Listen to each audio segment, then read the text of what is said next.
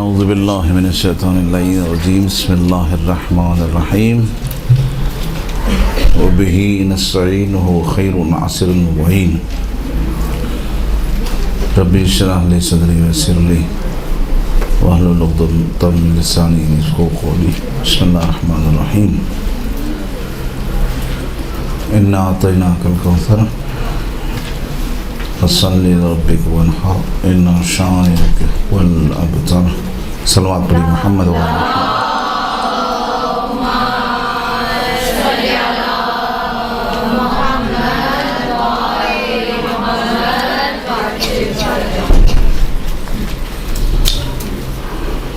ایام فاطمیہ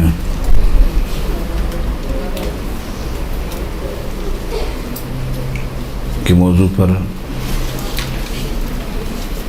گفتگو کرنی ہے۔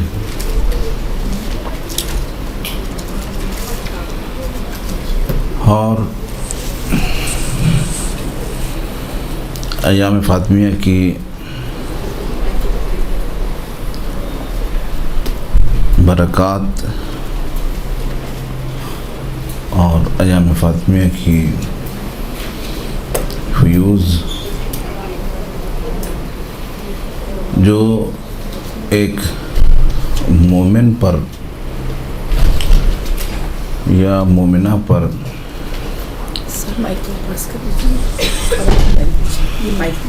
عیاں ہوتے ہیں۔ اور کتنے بات کروں؟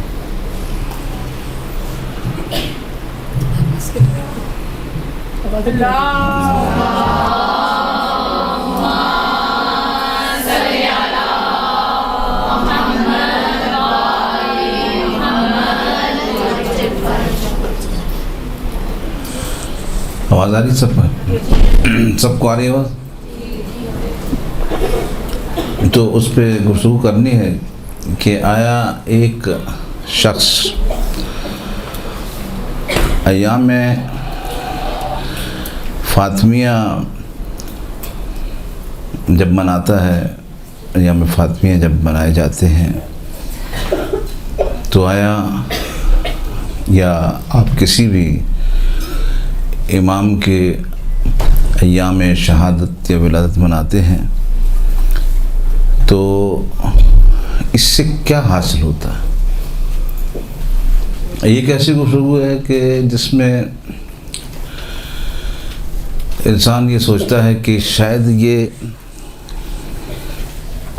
عقیدت تک کی بات ہو، شیعہ حضرات ہیں اس لیے ایام مناتے ہیں۔ نہیں، آیا شیعہ منائیں تب اس سے بھی فائدہ، اہل سنت منائیں اس سے بھی فائدہ، عیسائی منائیں اس سے بھی فائدہ، ہندو منائیں اس سے بھی فائدہ، لیکن فائدے مختلف ہیں سب کے۔ سب کے فوائد مختلف ہیں، یعنی عیسائی اگر ان ایام میں جیسے 3 ربیع الثانی جناب فاطمہ زہرا سلام اللہ علیہا کی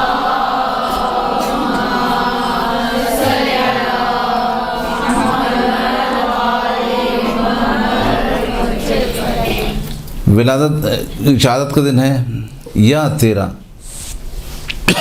شہادت کا دن، تو اگر ایک عیسائی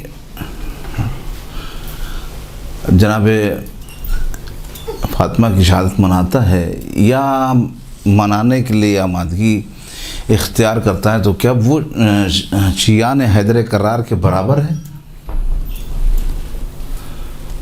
کیونکہ لوگوں کا یہ نظریہ ہے کہ اگر کوئی بھی اہل بیت علیہ السلام سے کسی عقیدے پہ رہتے ہوئے وہ کرتا ہے، کسی بھی عقیدے پر ہے، وہ سنی ہے، شیعہ ہے، یا مثلا ہندو ہے، عیسائی ہے، تو وہ زنجیر کا ماتم کر رہا ہے، شہادت منا رہا ہے، کیا محبت کا اظہار کر رہا ہے۔ تو ہمیشہ یاد رکھیے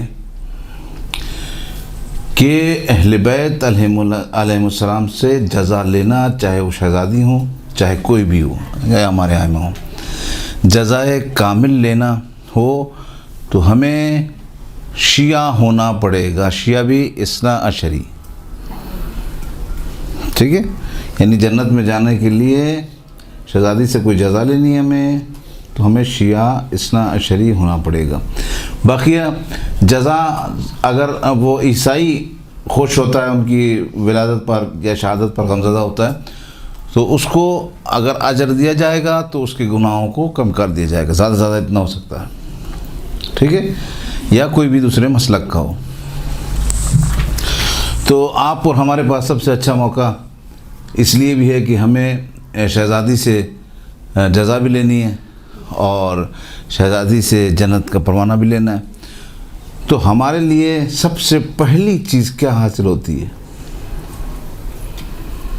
ایام فاطمیہ کو اگر آپ ایام فاطمیہ میں مجلس رکھ لیتے ہیں، شہزادی کا تذکرہ کر لیتے ہیں، شہزادی کا ذکر کر لیتے ہیں، شہزادی کے کوئی بارے میں بات کر لیتے ہیں، تو اس سے آپ کو سب سے پہلے کیا حاصل ہوتا ہے؟ کوئی جواب دے گا؟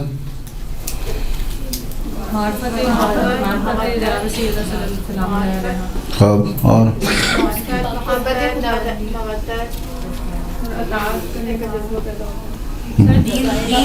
سب سے پہلی جو چیز ہمیں حاصل ہوتی ہے وہ ہے توفیقات. توفیق ایک ایسی چیز ہے جو آپ ان ایام میں مجلس کرنے سے اور ماتم کرنے سے یا ان کا ذکر کرنے سے جو حاصل کرتے ہیں وہ توفیقات ہیں.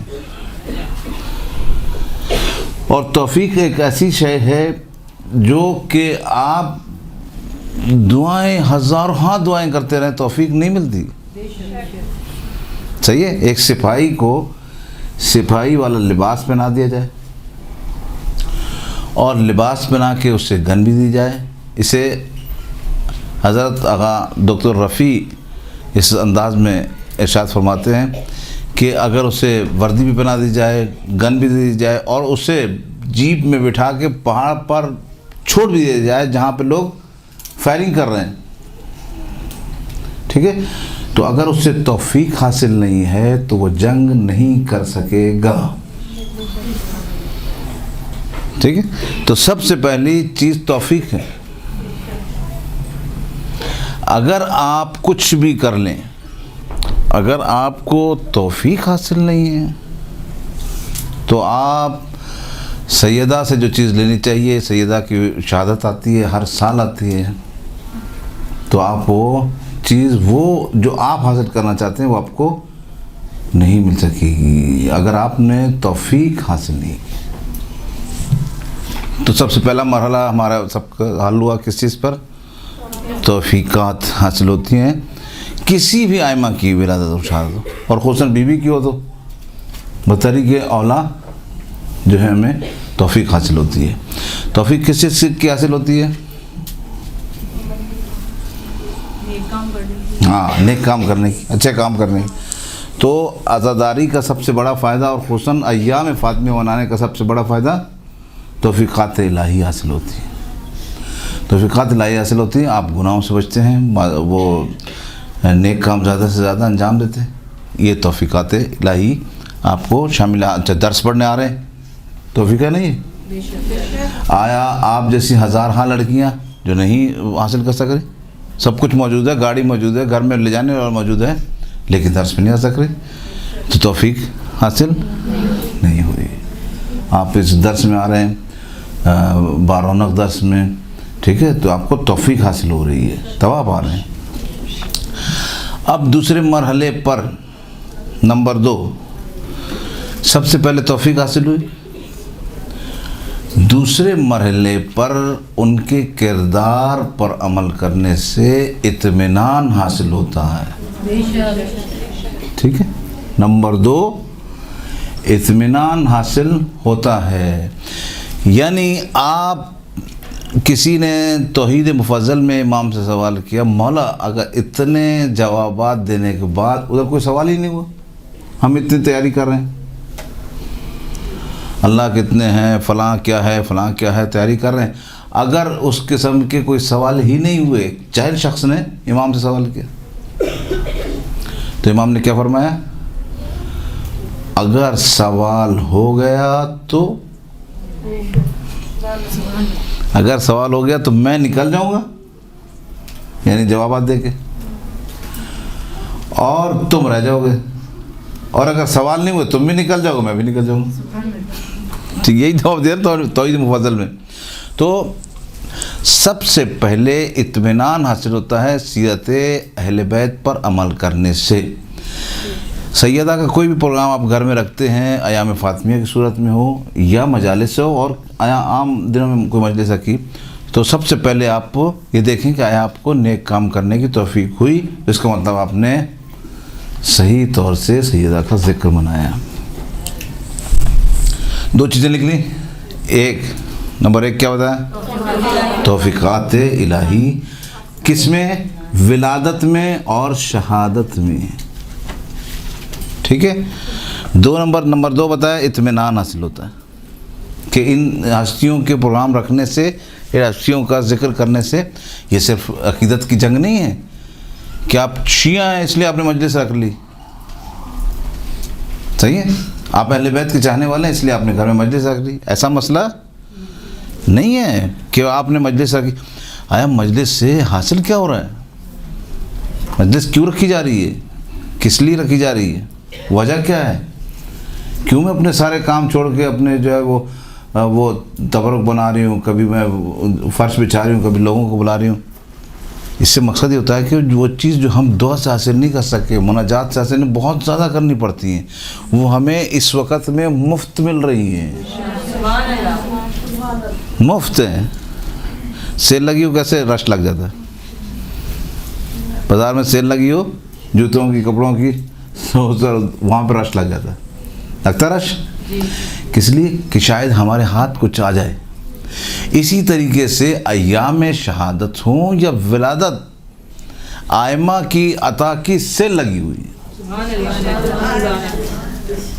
ٹھیک ہے، آپ جو عطا چاہ رہے ہیں وہ اس کی سیل لگی ہوئی ہے، اور اپنے چاہنے والوں پر وہ بخشش کر رہے ہیں، عطائیں اپنی کر رہے ہیں.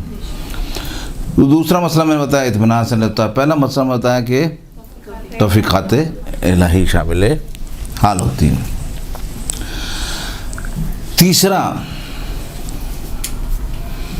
تیسرے مرحلے پر معرفت حاصل ہوتی ہے. اگر حاصل کی جائے، معرفت اپنے علم کے ساتھ حاصل ہوتی ہے. یہ آپ حضرات کو شاید پتہ ہو بات.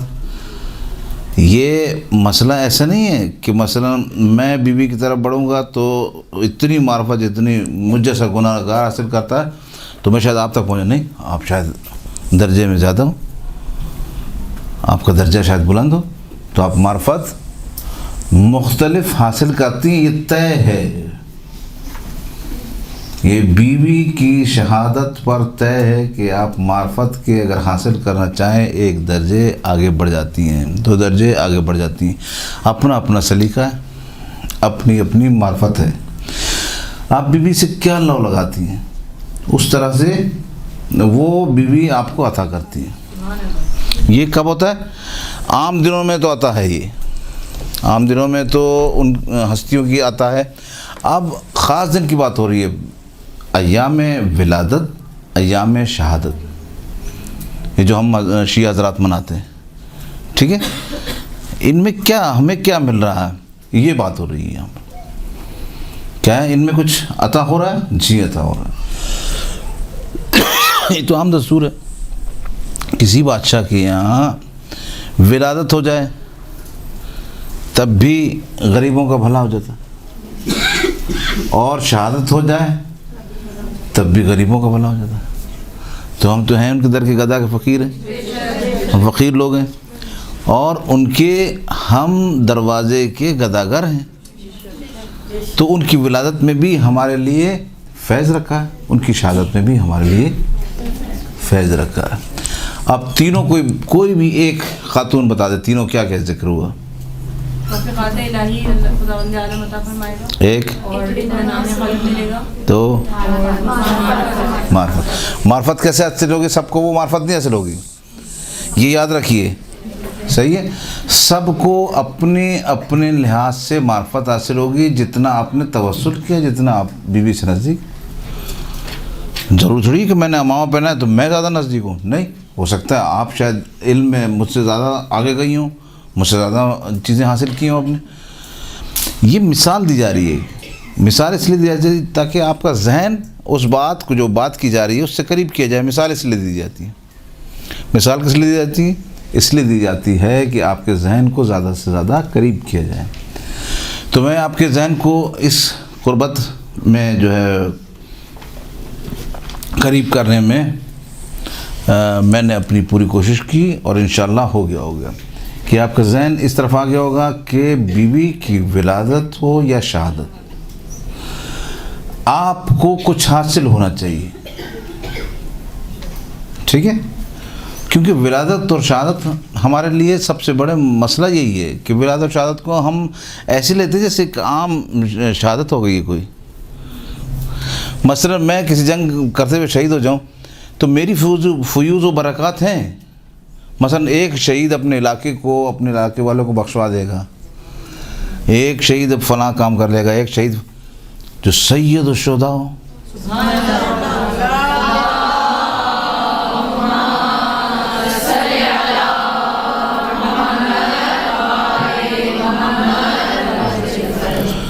اور خصوصاً جو سید الشہداء کی والدہ ہوں.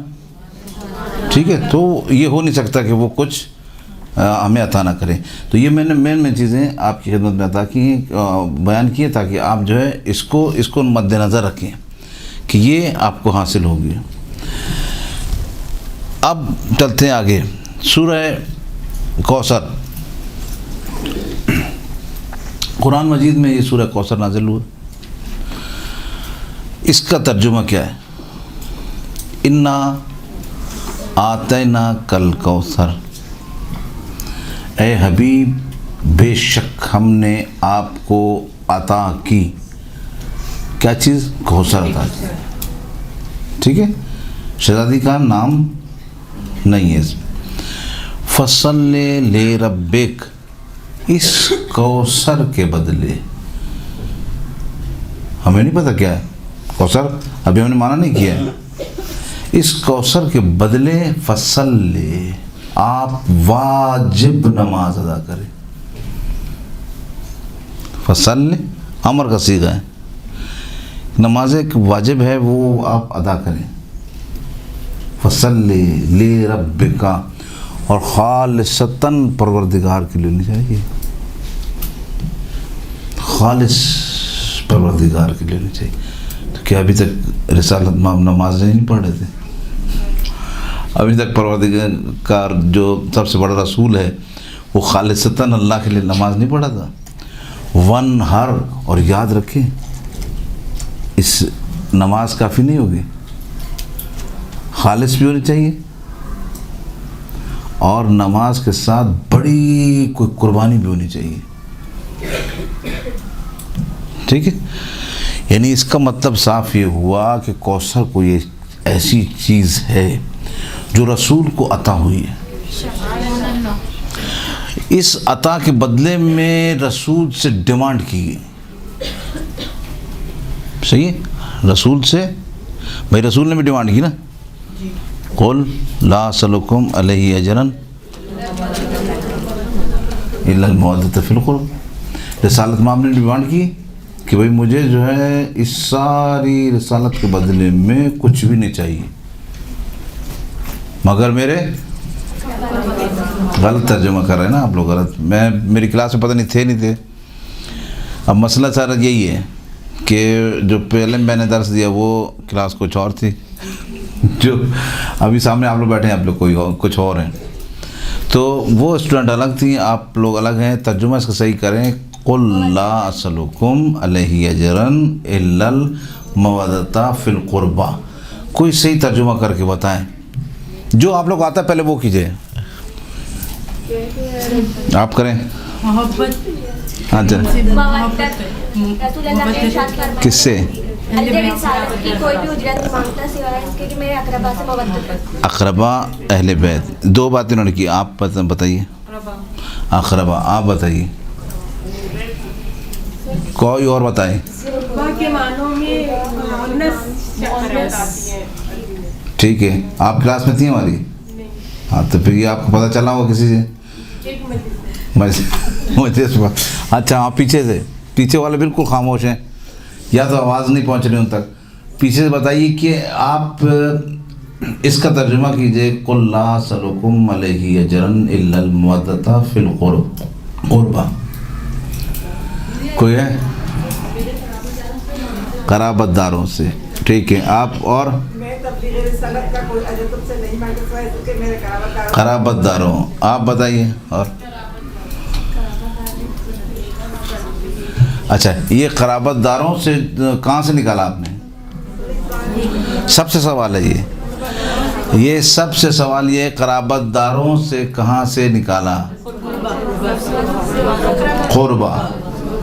ٹھیک ہے آپ نے قربہ سے نکالا نا، قربہ سے نکالا. قربہ تو قرابت داروں، قربہ تو خود مفرد واحد مؤنث ہے، مفرد واحد مؤنث ہے. اس سے قرابت دار کیسے نکل رہے ہیں؟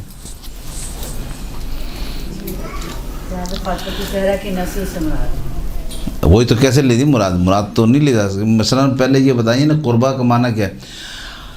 اچھا یہ بتائیے کہ اکبر کا معنی کیا ہے اور کبیر؟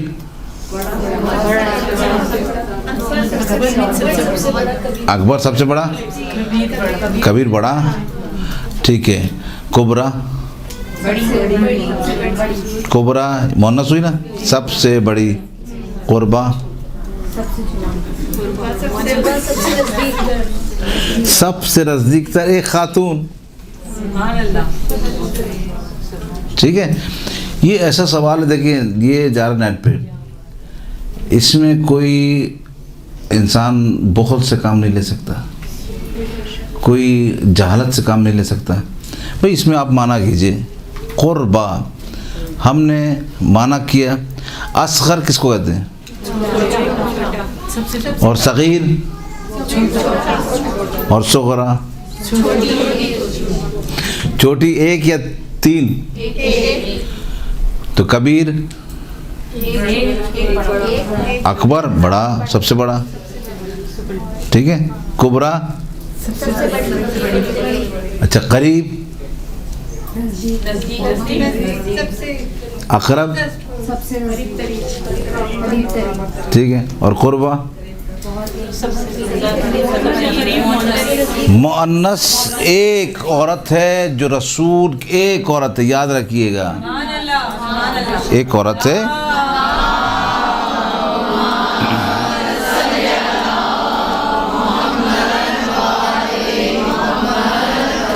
ایک عورت ہے قریب رسول کے، ایک قریب ہے.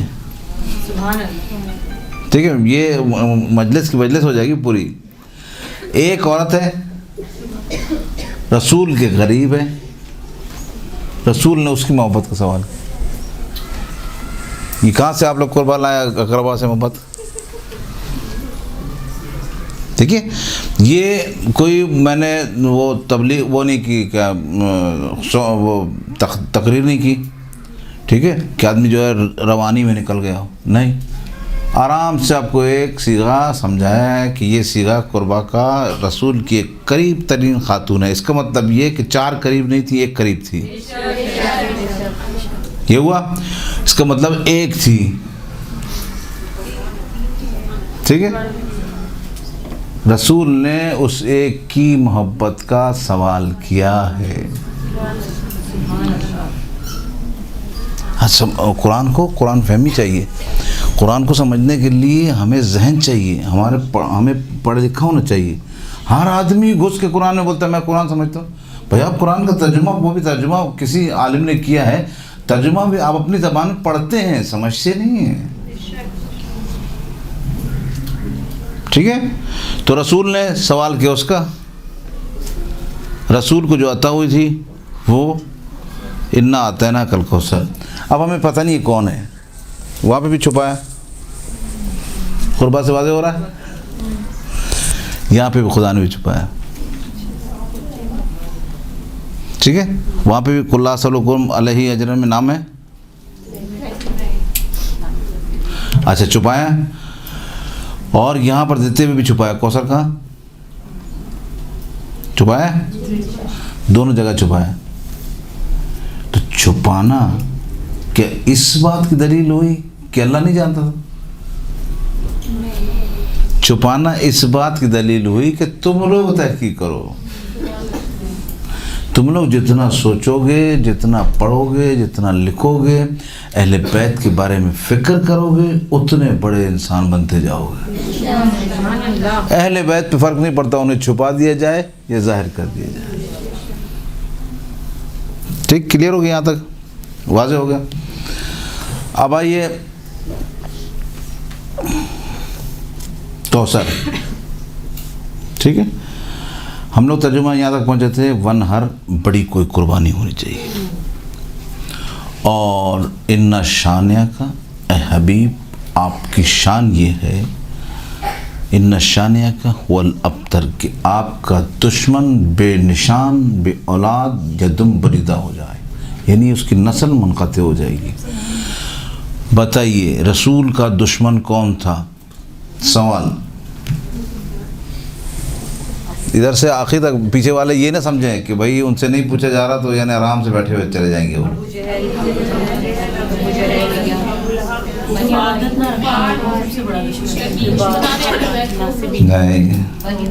نہیں، آیت میں پڑھا ہوں انا اعطیناک الکوثر. کون دشمن ہوگا رسول کا؟ ہاں، وہ کون تھے؟ نام بتائیں، نام بتائیں. پیچھے سے کوئی؟ ابو لہب. اور یہ سب بات کے دشمن ہیں. جو بیوی بالکل صحیح. نام میں نے پوچھا ہے، نام عاصم ابن وائل. ٹھیک ہے، سورہ کوثر کی تفسیر میں جا کے دیکھیے گا. عاصم ابن وائل یہ رسول کا دشمن تھا، اور رسول کو مسلسل جو ہے یہ نام گالیاں دیتا تھا مغلہ، اور یہ تانے دیتا تھا کہ تمہارے اولاد ہی نہیں ہے. رسول کے 4 بیٹے ہوئے، یہ قصہ میں بیان نہیں کرنا چاہ رہا. رسول کے 4 بیٹے ہوئے، چاروں اس دنیا سے چلے گئے، اب اولاد نہیں ہے. ہمارے یہاں دستور کیا ہے؟ اولاد کس کی ہونی چاہیے؟ مرد کی ہوتی ہے نا بھائی. نام آپ مرد کا دیتے ہیں؟ بند ہو گیا شادی.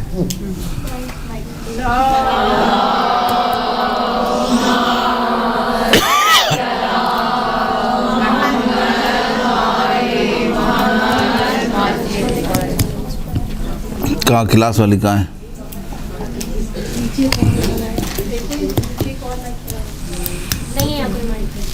نہیں، وہ کلاس جو وہ کرتی نا، وہ یا کوئی بھی جا کے معلوم کریں. ہاں، آپ معلوم کیجئے کلاس.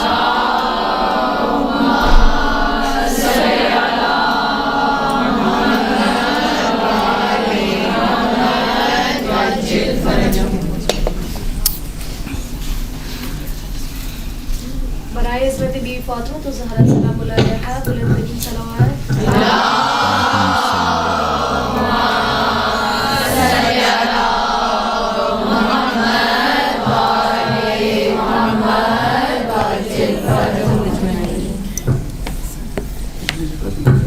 لگا لیں.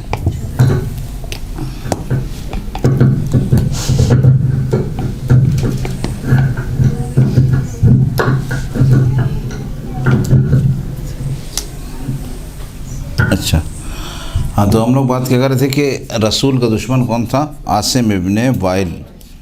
لکھ لیا؟ اچھا، عاصم ابن وائل اگر رسول کا دشمن تھا. یاد رکھیں میں سورہ کوثر پہ بات کر رہا ہوں. میں نے سورہ کوثر کے فضائل آپ کی خدمت میں پڑھ دیے، اور اب ہم لوگ داخل ہوئے ہیں سورہ کوثر کی مدح سرائی میں. مثلا یہ کیا صورت ہے، کون سی صورت ہے، کیسے آئی. ٹھیک ہے، کیونکہ ہمارا موضوع ایام فاطمیہ ہے. عاصم ابن وائل رسول کا دشمن ہے.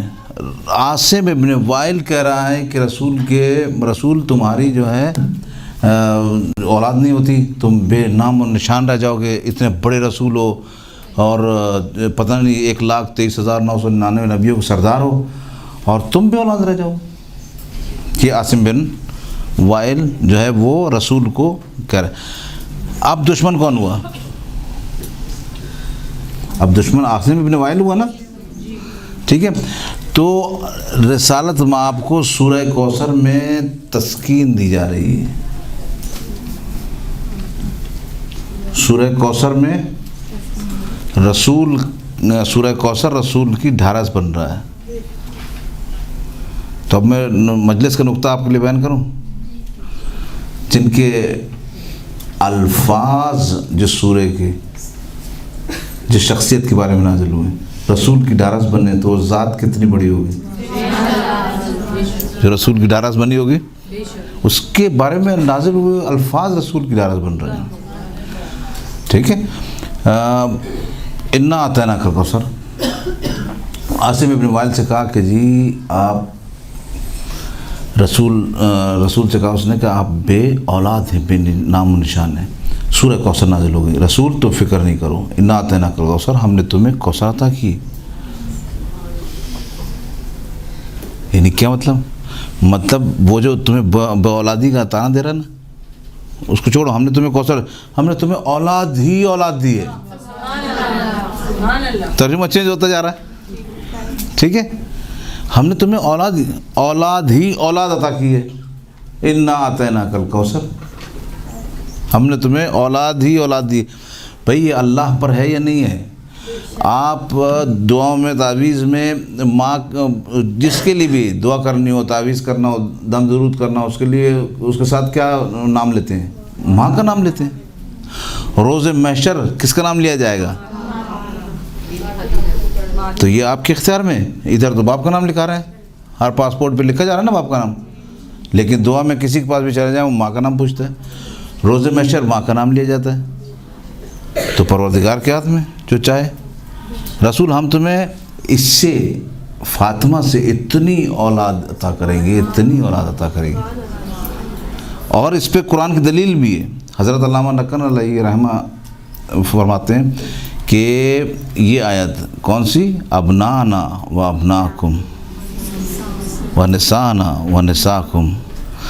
ابنانا و ابناکم، ہم اپنے بیٹوں کو لائیں گے، تم اپنے بیٹوں کو لاؤ. رسالت مآب نے حسنین کو بیٹا کہا، دلیل قرآن کی بن گئی اور کسی نے منع بھی نہیں کیا. صحیح ہے. عیسائیوں کے بڑے بڑے راہب تھے جو چہرے دیکھ کے پہچان جاتے تھے. آج کل چہرے دیکھ کے صرف رشتے لیے جاتے ہیں. صحیح ہے. وہ راہب تھے، چہرہ دیکھ کے پہچان جاتے تھے کہ یہ کتنے بڑے لوگ ہیں. اس کے سامنے رسول کہہ رہے ہیں کہ ابنانا، میں اپنے بیٹوں کو لاؤں گا. وہ کہہ نہیں سکتے تھے یا رسول آپ کے تو بیٹے ہی نہیں. اس کا مطلب صاف یہ ہوا کہ وہ رسول ہی کے بیٹے تھے. ٹھیک ہے. سمجھدار لوگ ہر بات سمجھتے ہیں. تو یہ رسول کے بیٹے ہو گئے اور اتنی نسل ہوئی. اب بات یہ ہے کہ عاصم ابن وائل کی نسل ہوئی یا نہیں ہوئی. سوال آپ سے، عاصم ابن وائل کی اولاد ہوئی نہیں ہوئی، کیا تھا سلسلہ؟ آپ لیکن آپ سے پوچھنے کا وہی نہیں ہے، کوئی جواز ہی نہیں بنتا. آپ کو نام ہی نہیں آیا عاصم ابن وائل کا. تو میں خود بتاتا ہوں. عاصم ابن وائل کے بیٹے ہوئے، اولاد ہوئی، لیکن نسل آگے نہیں بڑھی. ہے کسی کا مطالعہ؟ عاصم ابن وائل کی نسل آگے نہیں بڑھی. اور قرآن نے سورہ کوثر نے کیا کہا؟ ان شانئک هو الابتر. تمہارے دشمن کی پہچان یہ ہے کہ اس کی نسل آگے نہیں بڑھے گی. تمہارے دشمن کی شان یہ ہے کہ اس کی نسل آگے نہیں بڑھے گی. ٹھیک ہے. تو سورہ کوثر نے کمال ہمیں ایک دکھایا. ایک کمال یہ دکھایا کہ شہزادی کی اولاد کے بارے میں آپ کو فکر کرنے کی ضرورت نہیں. یہ اللہ نے ذمہ داری لی ہے. سعادت پوری دنیا میں چھا جائے گی، پوری دنیا میں ہوگا سعادت. اور دشمن فاطمہ پر اتنا پریشان ہونے کی ضرورت نہیں. تم آگے آتے رہو گے، اپنے اپنے نام لکھواتے رہو گے، آگے آتے رہو گے، اپنے اپنے نام لکھواتے رہو گے. لیکن اس کی دشمن، اس کی ذمہ داری ہم نے لی ہے. اللہ دشمنی کرتا نہیں کرتا ہے؟ کرتا ہے، کیوں نہیں کرتا ہے؟ ٹھیک ہے، پتھر رسول کو مارے، ما رمیتا اذ رمیتا لیکن اللہ رما، اللہ مار رہا ہے، پتھر مار رہا ہے نا. تو اس کا مطلب ہے اللہ اہل بیت سے جو دشمنی کرے گا اللہ اس سے دشمنی کرے گا. ٹھیک ہے، تو اہل بیت کے جو کو باتیں سنائے گا اللہ اس سے باتیں سنائے گا. میں بالکل سادہ لفظوں میں بول رہا ہوں کہ اللہ نہیں چھوڑے گا اہل بیت کے دشمنوں کو، کم از کم اللہ نہیں چھوڑے گا. تو ہمیں سورہ کوثر سے دو مطلب حاصل ہوئے ہمارے پاس. ایک یہ کہ سیدہ کی نسل کی فکر نہیں کرنی چاہیے، وہ اللہ نے ذمہ داری لے رکھی ہے. سعادات کی بے تحاشا، ہر جگہ دنیا میں کوئی ہو نہ ہو سید ضرور ہوگا کوئی نہ. ایک بات. دوسری یہ کہ دشمن رسول کی نسل نہیں بڑھے گی. یہ سورہ کوثر پیغام دے رہی ہے. دیکھتے ہیں اب اس کے پیغام آپ دیکھتے جائیے. دو پیغامات تو نہیں، پیغامات ہے سورہ کوثر کر کے دو لکھ لیجئے کہ یہ تو سورہ کوثر نے ہمیں دی ہے. ٹھیک ہے، اور سورہ کوثر لٹکائی جا رہی ہے کعبے پہ.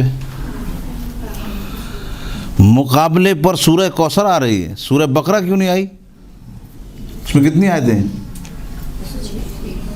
بہت آیتیں ہیں، 200 زیادہ، 280 ہیں. ٹھیک ہے، 286 آتی ہیں آیتیں اس میں. تو جب وہ سورہ کوثر کا مقابلہ، وہ سورہ بقرہ نہیں لائی جا رہی کہ کعبے پہ لٹکا دی جائے، سورہ کوثر لائی جا رہی ہے. ٹھیک ہے، تو اس کا مطلب یہ ہوا، صاف صاف مطلب ہوا، بڑے چھوٹے کی بات ہے ہی نہیں یہاں پر. بڑے چھوٹے کی بات ہی نہیں ہے. مطلب یہ ہے کہ سورہ کوثر میں اتنے پیغامات ہیں کہ سارے قرآن کو ایک طرف رکھ دیں، سورہ کوثر کو ایک طرف رکھ دیں. اتنے پیغامات ہیں.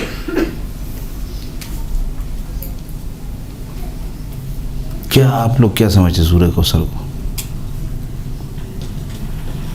آدم انسان کا اگر دم نہ نکل رہا ہو، کرے سورہ کوثر کی تلاوت کریں. انسان کا دم نکالنے میں بھی سورہ کوثر، انسان کو دم ڈالنے میں بھی سورہ کوثر. کسی کو تنگی نفس ہو، کہتے ہیں زیادہ سے زیادہ سورہ کوثر پڑھے، سورہ کوثر کی تلاوت کرے. کتنے مسائل، کتنے تعویذات، کتنی دعائیں ایسی ہیں جو آپ کو بتا رہی ہیں. سورہ کوثر آپ دم کیجئے. اچھا، سورہ کوثر آپ امام کو ہدیہ کیجئے، 11 مرتبہ پڑھ کر اپنے امام زمانوں کو ہدیہ کیجئے کسی بھی مسئلے کے لیے. یہ سورہ کوثر کے کمالات بتا رہا ہوں میں، صاحب کوثر کے نہیں.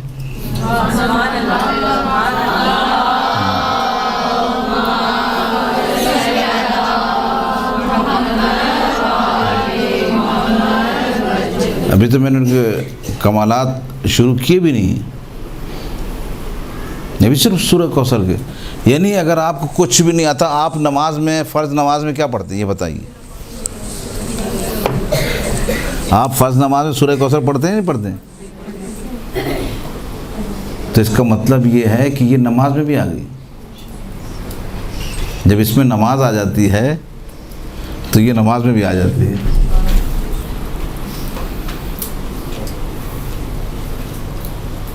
سورہ کوثر کے بے تحاشا پیغامات میں کیا لکھا آپ نے؟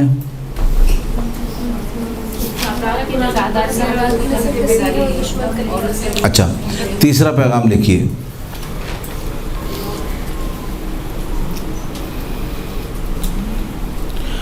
سورہ کوثر کے الفاظ پورے قرآن میں نہیں ہیں.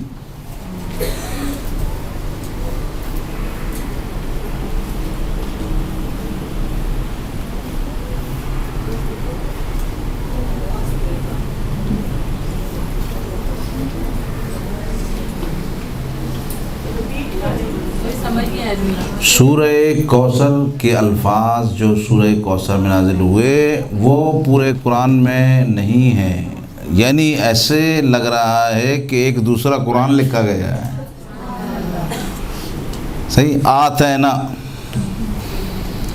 الف عین توئیں، پورے قرآن میں مجھے بتائیے کہاں پر نازل ہوا؟ ایک جگہ استعمال ہوا ہے وَآتَيْنَاهُ مُلْكًا عَظِيمًا، ہم نے سلیمان کو ملک عظیم عطا کیا، وہ الف تے یہ نون سے ہے، تو ہی نہیں ہے اس میں۔ الکوثر پورے قرآن میں ڈھونڈ کے دکھائیے کہ کہیں نازل ہوا ہے الکوثر؟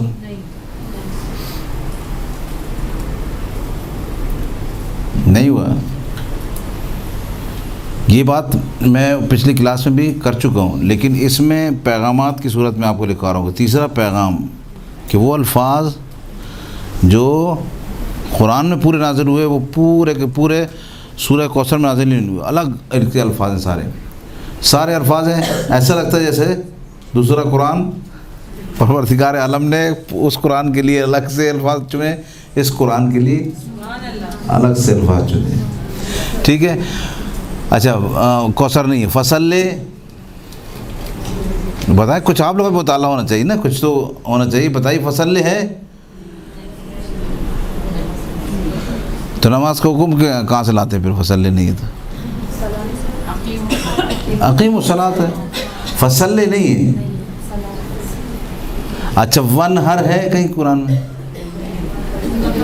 شان یا کہ ہے؟ ابتر ہے؟ کہیں پہ بھی نہیں۔ تو سورہ کوثر اپنے جہاں دوسرے پیغامات دے رہی، ایک پیغامات میں سے ایک یہ بھی ہے کہ جیسے پورے قرآن کے الفاظ ایک طرف، سورہ کوثر کے الفاظ ایک طرف، ٹھیک ہے۔ اچھا چوتھا پیغام یہ ہے کہ سورہ کوثر جس پر نازل ہوئی اس کے لیے حکم نماز ہے، تو ہے جس کو پڑھنے کا حکم ہے وہ نماز چھوڑ دے،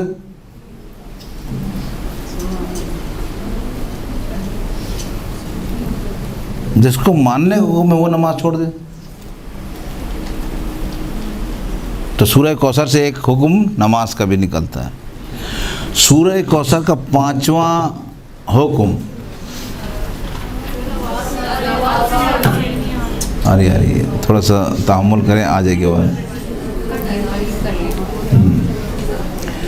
آپ اس کو جو اس میں ہے نا کلاس میں، وہ اس کو بھی صحیح کریں تاکہ یہ بھی آواز آ جائے۔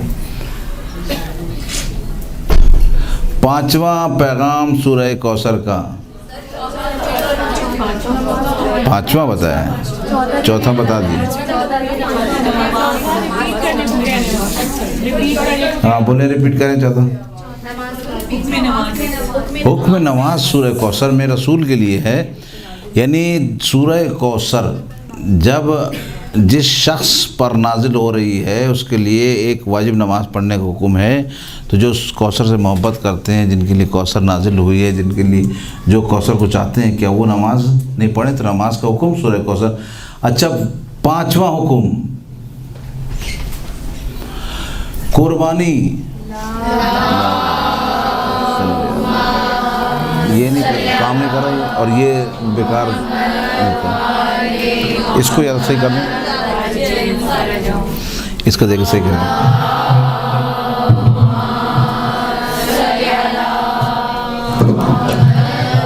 یہ کہاں سے ہل رہا ہے؟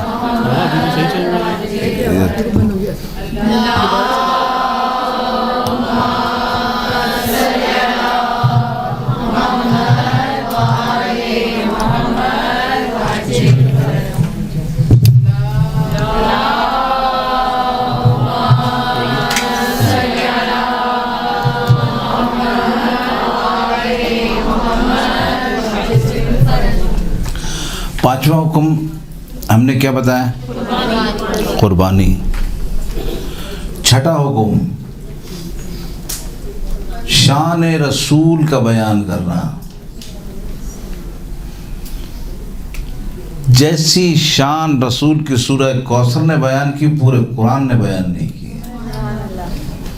رسول تمہاری شان یہ نہیں ہے کہ تمہاری اولاد نہ ہو، صحیح؟ ان شانیہ کا تمہاری شان یہ نہیں ہے یعنی عرب میں سب سے اچھا جو دستور تھا وہ یہ تھا اولاد کا ہونا، اور وہ اولاد کہ جس سے اس کی نسل چلے. تو قرآن نے واضح واضح کہ تمہاری شان یعنی تمہاری اولاد نہ ہو، ہم پوری کائنات کو تمہاری اولاد سے بھر دیں گے. 7واں پیغام، دشمن رسول نسل بریدہ ہوگا.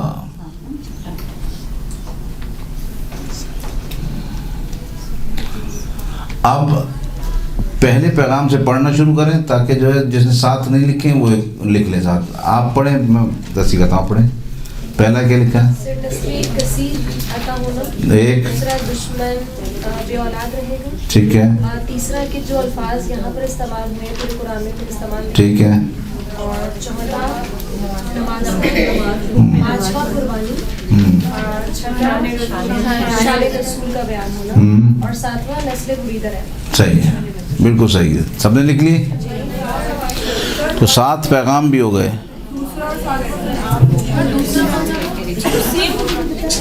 دوسرا اور 7واں مین ہو گیا، سیم ہو گیا.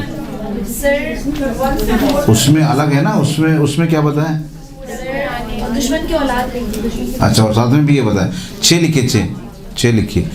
6 پیغامات ہو گئے سورہ کوثر کے. ٹھیک ہے. اور اب سورہ کوثر کا ترجمہ یہاں پر کمپلیٹ ہو گیا. یعنی اے حبیب ہم نے تمہیں عطا کی کوثر، فصلی لربک وانحر. تم اس نعمت کے بدلے، ہمیں نہیں پتہ وہ نعمت کیا ہے، میں نے بتا دیا آپ کو. ٹھیک ہے.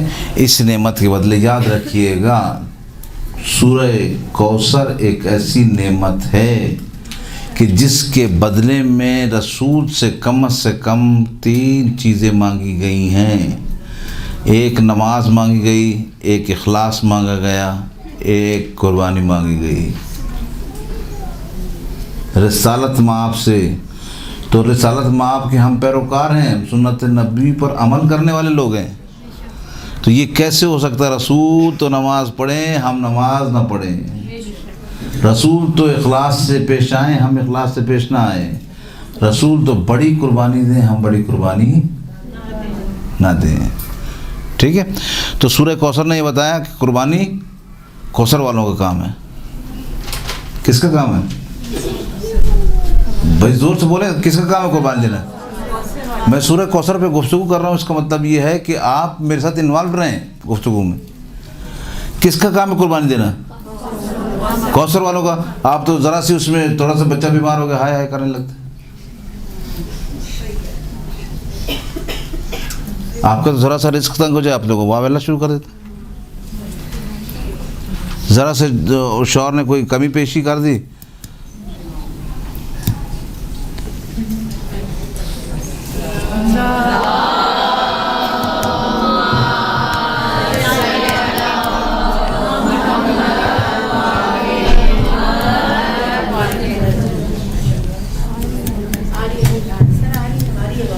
آ رہی ہے آواز آ رہی ہے؟ کوئی بات نہیں، کوئی بات.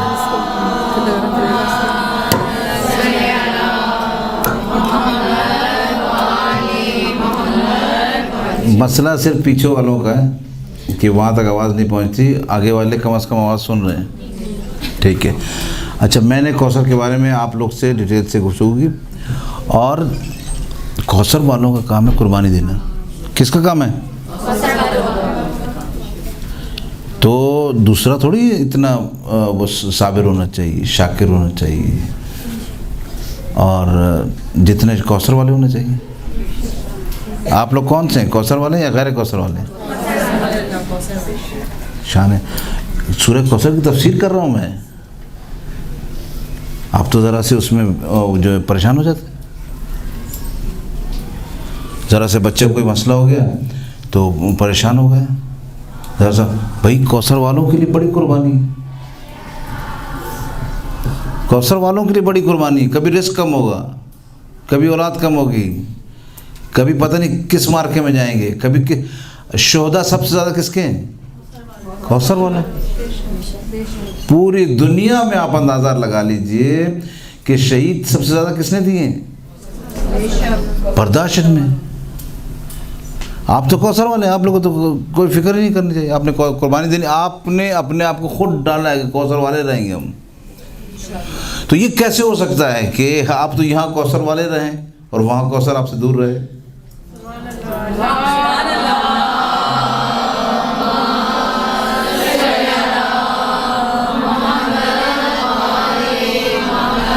امکان نہیں ہے, امکان نہیں ہے.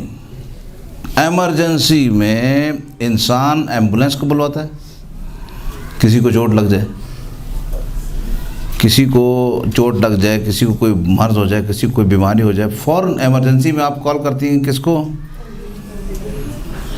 یہ تو آپ نے کیا ظاہری ایک کام کہ آپ نے کال کی, ایمبولینس آئی, ایمبولینس فوراً آپ کو لے گئی. انہوں نے فرسٹ ایڈ, جس کو آپ پہلی جو مدد کہتے ہیں, وہ ابتدائی مدد, وہ آپ نے درکار کر لی. آپ کو پتہ ہے روحانی فرسٹ ایڈ کیا ہے؟ نہیں, روحانی فرسٹ ایڈ اہل بیت ہے ہی نہیں. نہیں. روحانی فرسٹ ایڈ یعنی سورہ کوثر, شہزادی کو پکار رہا ہے. مفاتیح الجناح میں شیخ عباس قمی علیہ رحمہ لکھتے ہیں, پوری نماز لکھی ان کی, یا مولاتی یا فاطمہ تو ایغیثنی لکھی, پوری نماز پڑھی کسی نے. وہ نماز کیا ہے؟ فوراً آپ نے جو ہے ایمرجنسی میں بلایا کسی کو آپ نے ایمرجنسی میں بلایا ہے, تو بلانے والے میں اتنا وقار آ گیا کہ یہ جو ہے کوثر کو بلا رہا ہے. یعنی بلانے والا کون ہے؟ گناہگار بھی ہے. بلانے والا کون ہے؟ عاصی بھی ہے. بلانے والا کون ہے؟ ہزار طریقے سے عمل میں بھی ضعیف ہے. بلانے والا کون ہے؟ جو صحیح طرح سے صاحب کوثر کو پہچانتا ہی نہیں ہے. بلانے والے میں اتنا وقار آ گیا کہ بلا رہا ہے, آنے والے میں اتنا وقار نہیں آئے گا کیا؟ فوراً علماء کہتے ہیں کہ کسی بھی کام کے لیے آپ کوثر کو اگر آپ مدعو کرتے ہیں, آپ نماز وہ پڑھتے ہیں یا فاطمہ تو ایغیثنی کہتے ہیں, یہ امکان نہیں ہے کہ وہ آپ کی مدد کو نہ آئے. مدد کو سمجھنے میں آپ کو فرق شاید محسوس ہو.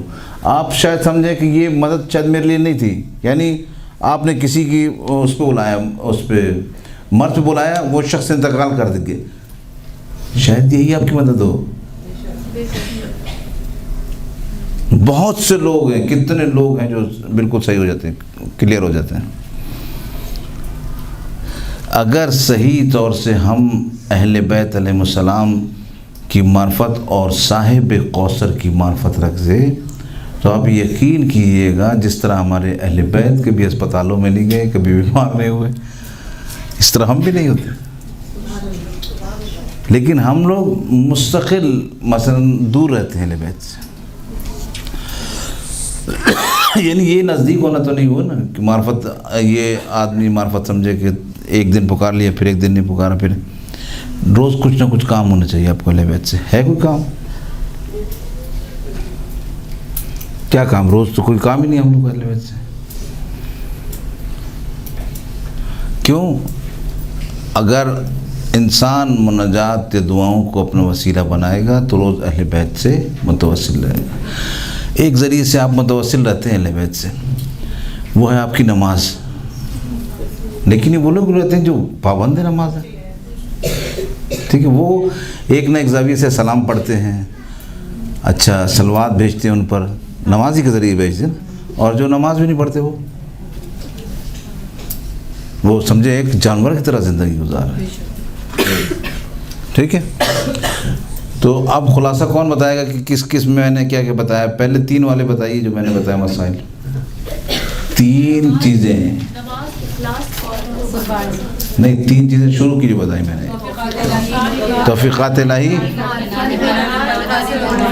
اطمینان قلب، معرفت، یہ 3 چیزیں میں نے بتائی. ٹھیک ہے، اور باقی 6 بتائیے، کون بتائے گا؟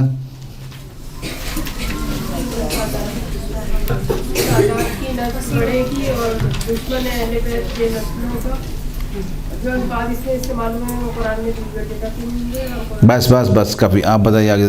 2 انہوں نے بتایا، آپ بتائیں. چلیں، ہاں آپ منہ نیچے کر رہے ہیں منہ. چلیں آپ بتائیں. بتائیے. چلیں.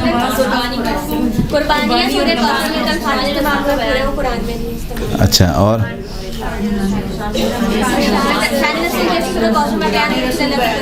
یہ نقطہ بہت جالب ہے. یہ جیسی شان رسول کی کوثر میں بیان ہوئی ویسی پورے قرآن میں بیان نہیں ہوئی.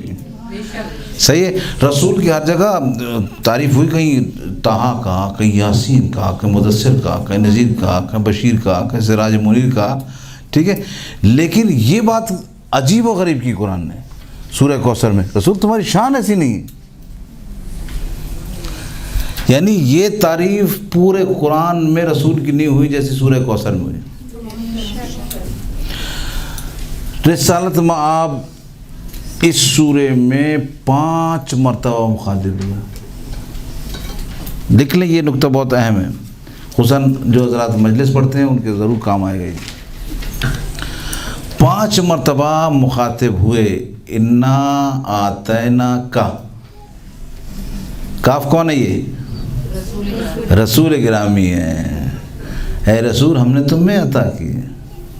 فصل، اس میں ضمیر ہے رسول کی طرف جا رہی ہے. فصل رسول، تم نماز پڑھو.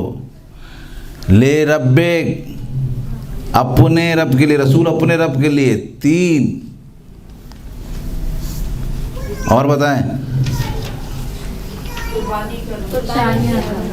شان آقا 4 آپ نے بتائی.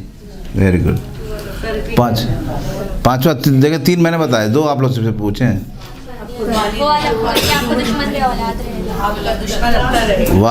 ابتر میں ضمیر کہاں ہے؟ وہ والا ابتر. ٹھیک ہے، تو یہ رسول کو 5 مرتبہ مخاطب کیا اس سورے میں. ٹھیک ہے، اس سورے میں رسالت مآب کو پورے قرآن میں 5 مرتبہ مخاطب نہیں کیا. ایسے مثلا سورے آئے اور رسول کو 5 مرتبہ مخاطب کر دیو. اس میں 5 مرتبہ رسالت مآب کو مخاطب کیا جا رہا ہے. ٹھیک ہے، اب ایسی کیا بات ہے اس سورے میں، ایسی کیا بات ہے کہ رسالت مآب کو 5 مرتبہ مخاطب کیا جا رہا ہے؟ کوئی تو بات ہوگی اس میں. سورے میں کوئی نہ کوئی بات ہوگی نا. 5 مرتبہ رسول سے خطاب کیا جائے. رسول رسول رسول رسول. میں کسی کو ایسے بلاؤں تو آپ حیران ہوں گے نہیں ہوں گے؟ یعنی پروردگار عالم رسالت مآب کو کوثر عطا کر رہا ہے اور مسلسل خطاب کر رہا ہے. ہم لوگ ایسے کب کرتے ہیں؟ جب بڑے بھائی کے ساتھ چھوٹے بچے کو، جس کو بہت زیادہ گھر والے پیار کرتے ہیں، بھیجتے ہیں تو اس کو بار بار واضح دے کے کراتے. کیا کہتے ہیں؟ اس کا خیال رکھنا، اس کا تم خیال رکھنا. دیکھو ہاتھ پکڑ لو، دیکھو اس کا ہاتھ نہیں چھوٹے، دیکھ گاڑی آ جائے گی. یہ کب بولتے ہیں؟ کہ محبت کا جب اظہار کرتے ہیں. تو اس کا مطلب یہ ہوا کہ 5 مرتبہ رسول کو مخاطب کر کے رسالت مآب نے جناب فاطمہ سے محبت کا اظہار کیا ہے.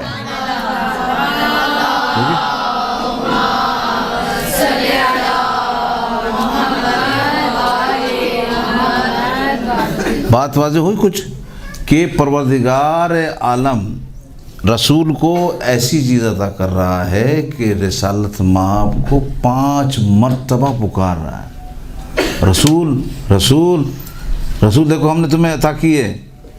رسول اس کے لیے، رسول اس کے لیے. یعنی پروردگار جناب فاطمہ سے اظہار مودت کر رہا ہے، اظہار محبت کر رہا. لوگ یہ دلیل مانگتے ہیں نا، کیا آپ کے پاس دلیل کیا ہے کہ پروردگار اہل بیت سے؟ بہت دلیل ہے. ایک دلیل تو یہ سورہ کوثر. اب آئیے سورہ کوثر کے معنی کرتے. پہلے تو ترجمہ کر لیا ہم نے.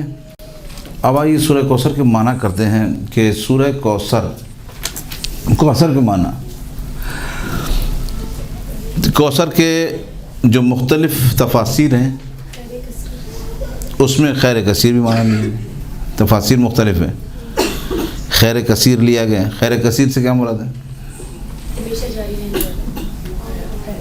خیر، ٹھیک ہے۔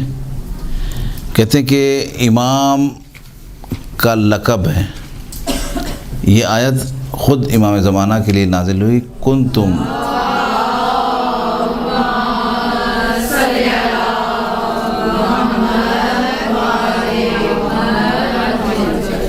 کنتم خیر امتن، خیر یعنی ائمہ کو خیر کہا گیا،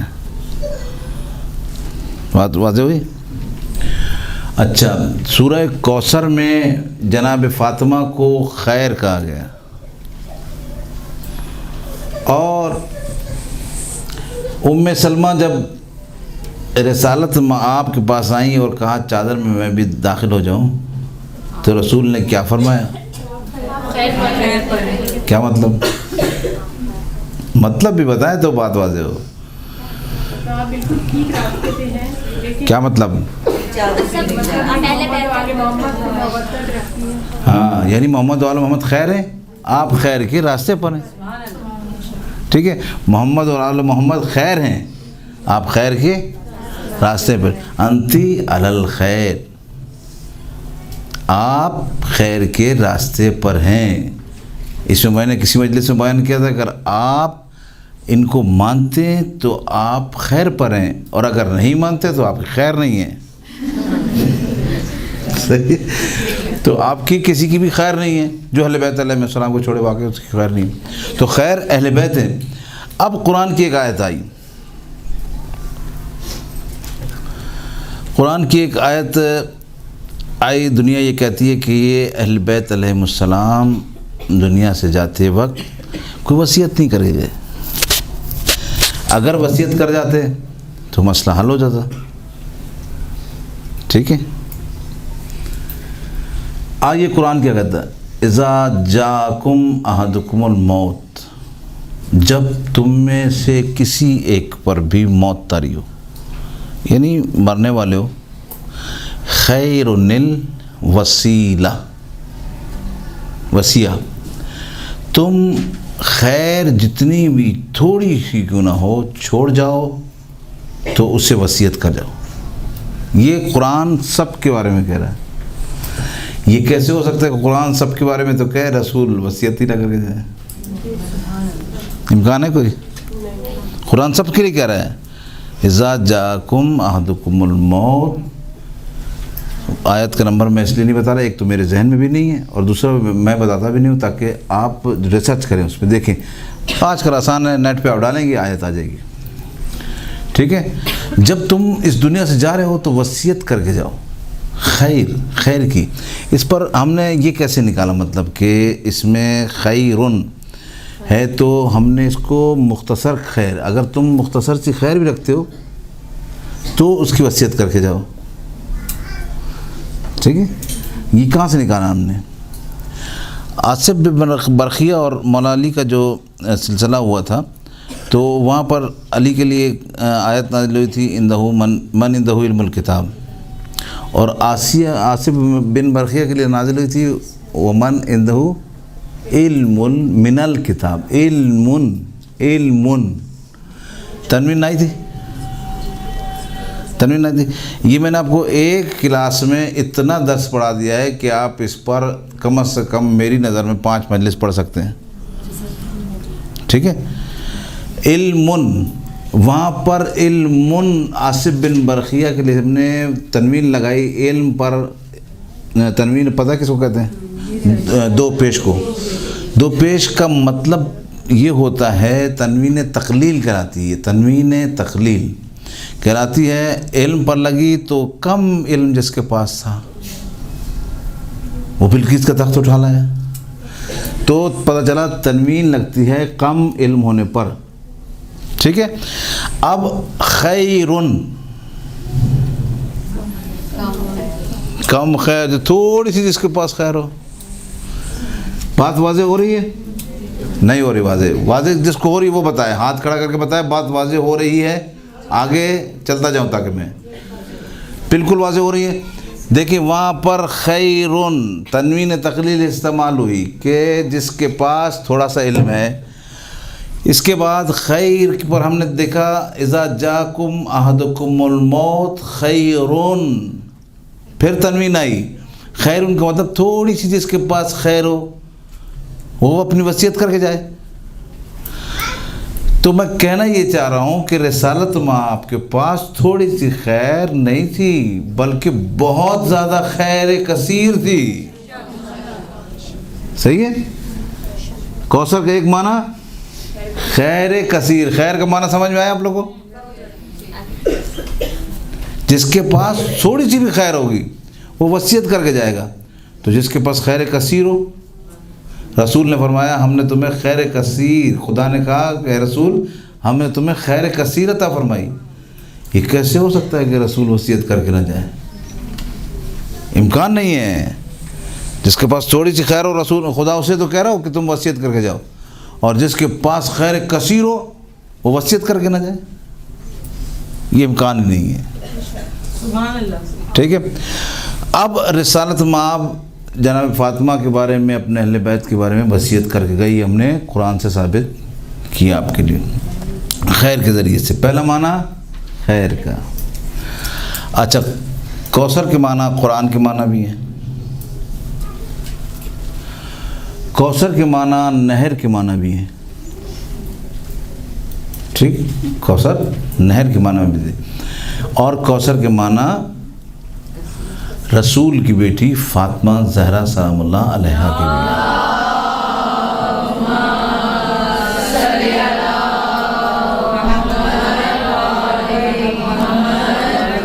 یہ تفسیر اہل سنت نے بھی کی، اہل تشیع نے بھی کی کہ کوثر کے معنی جناب فاطمہ زہرا سلام اللہ علیہ سے مراد کوثر ہے، اور دوسرے معنی بھی لیے. کسی نے قرآن لیا، کسی نے خیر کثیر لی، کسی نے کچھ معنی لیے. ٹھیک ہے. تو پروردگار عالم نے اپنے اس سورے میں، یہ سورہ جو اتنا معتبر ہوا، اتنا جو ہے لوگوں کے ساتھ مقابلے پر گیا، لوگ جو عاجز آ گئے اور کہا کہ یہ بشر کا کلام نہیں ہے. یعنی جب ایک سورہ نازل کیا گیا، سورہ لٹکایا گیا، تو بڑے بڑے جو ماہرین تھے وہ اس کے الفاظ لے کر گئے، اور لے جانے کے بعد آ کر کہا کہ یہ بشر کا کلام نہیں ہے. ٹھیک ہے، ما ھذا کلام البشر، یہ بشر کا کلام نہیں ہے. تو جس الفاظ میں اتنی تاثیر ہو کہ بشر کا کلام نہ لگے، اس کی ذات میں کتنی تاثیر ہوگی کہ وہ کہیں سے لگے ہی کہ بشر کی بنائی ہوئی مخلوق ہے. اور وہ رسول کی بیٹی کہ جس کو جو ہے کمال حاصل تھا، اتنا کمال شاید پوری تاریخ میں کسی کو حاصل نہیں ہو. میرے پاس وقت میں گنجائش نہیں ہے، لیکن میں انشاءاللہ 3 پہ ختم کر دوں گا. آخری بات کر، اتنے کمالات. سوال ہمارا دنیا سے ہی، اس کی عمر کتنی تھی؟ پھر بال کیوں سفید تھے؟ پھر کمر کیوں جھکی تھی؟ پھر ہاتھ میں عصا کیوں تھا؟ ایسی نبی کی بیٹی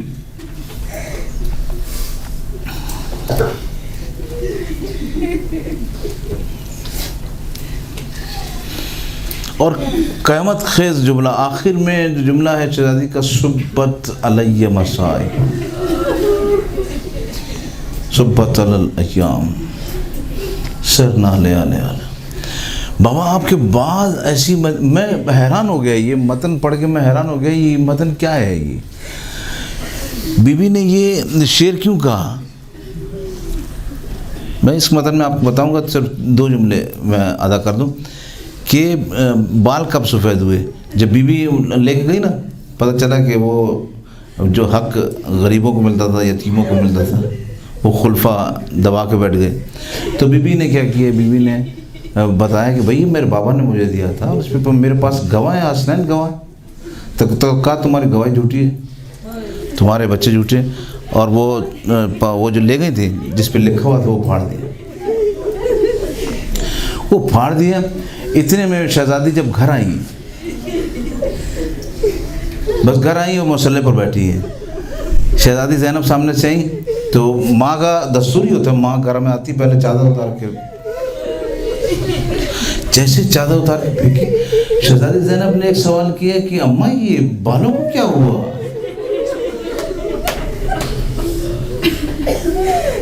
اماں یہ تمہارے بال سفید کیوں ہو گئے؟ کالے بال تمہارے تھے، جب تم دربار میں گئی تھی تمہارے بال کالے تھے، یہ بال سفید کیسے ہو؟ ایک دربار سے واپس آئی تو بال سفید ہو. دوسرے دربار کا سنیں گے. شہزادی زینب کھڑی ہیں، ام کلثوم سے کہتی ہے ام کلثوم وہ شام کا دربار دیکھ رہی؟ وہ شہزادی وہ سامنے دیکھو، وہ دیکھو. شہزادی ام کلثوم کہتی ہیں کہ بہن زینب کیا دکھانا چاہ رہی ہو؟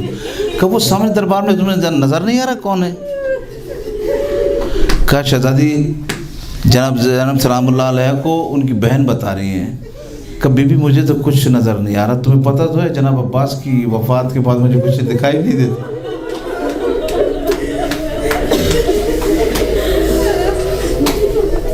کیسی دربار نے ان کو کیا کر دی؟ عزیزو غیرت والوں کے لیے مسئلہ ہے، غیرت والوں کو. میں بڑا سوچتا تھا کہ یہ کیا بی بی نے کہا صبت علیہ مصائب صبت علیہ. بعد میں پتہ چلا کہ بابا آپ کے بعد ایسی مصیبتیں آئیں. آپ کیا سمجھتے ہیں کہ بی بی نے یہ کہا ہوگا کہ میرے دروازے کو جلا دیا، میرے اوپر دروازہ گرا دیا، میرے محسن کو شہید کر دیا؟ اس شعر کی کیا یہ تشریح ہو سکتی ہے؟ اس شعر کی یہ تشریح ہو سکتی ہے بابا میرے حسین کو ذبح کر دیا، بابا میرے زینب کے سر سے چادر چھین لی، بابا میری سکینہ کو زندان میں دفن کر دیا، بابا میرے اصغر کو بغیر پیاس کے بغیر پانی کے ذبح کر دیا گیا.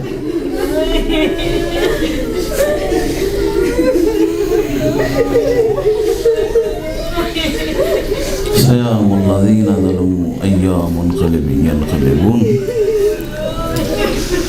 پروردگار ہماری اس عبادت کو اپنی بارگاہ میں قبول و مقبول فرما. پروردگار تجھے محمد و آل محمد کا صدقہ ہماری دعاؤں کو اپنی بارگاہ میں قبول فرما. پروردگار تجھے محمد و آل محمد کا واسطہ